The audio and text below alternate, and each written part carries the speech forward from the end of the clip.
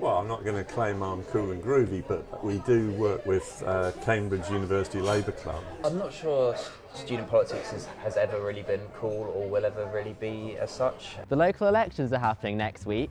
Who knew? But who should you vote for? We've taken one Labour candidate, one Lib Dem candidate, and we're having them quiz each other in the pub.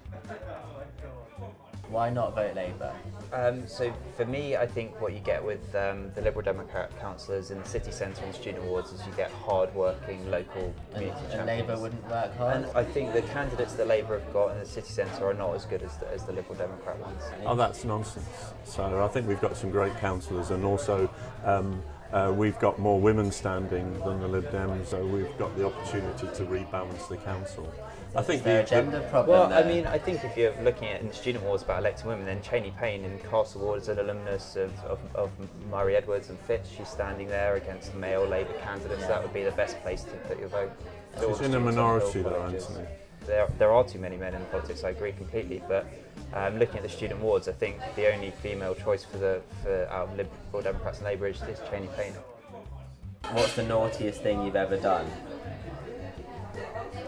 As a child, I nearly derailed a train. We got hold of signals which were put on the rail to warn trains that there was an imminent danger. And would you say that voting Lib Dems would be derailing the train of the Cambridge Council? I wouldn't say there's any association between the Lib Dems and some of my activities as a 13-year-old.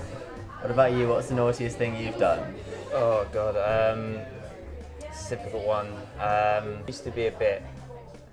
I used to interrupt the teachers quite a lot when I was about 12 or 13. What is it about the Lib Dems that scares you? I mean, they're sort of a harmless bunch, really, aren't they? There's no harm in voting for them. They may be harmless, but then what did they do? They supported a coalition government, they reversed their policies on tuition fees. They're the middle-of-the-road party. I mean, so I don't want to rehash the whole history of tuition fees, but obviously we do know that they were originally introduced under Labour.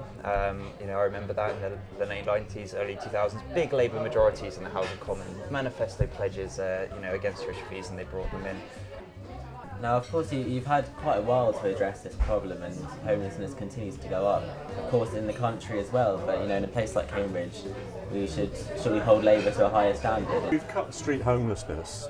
It's been rising every year across the UK, but it fell in Cambridge in the last year. We helped also 2,000 individuals and families last year find somewhere to live. So we're doing a good job, but there's a big problem in a city with such expensive housing. And what credentials do the Lib Dems have to show that they could do better?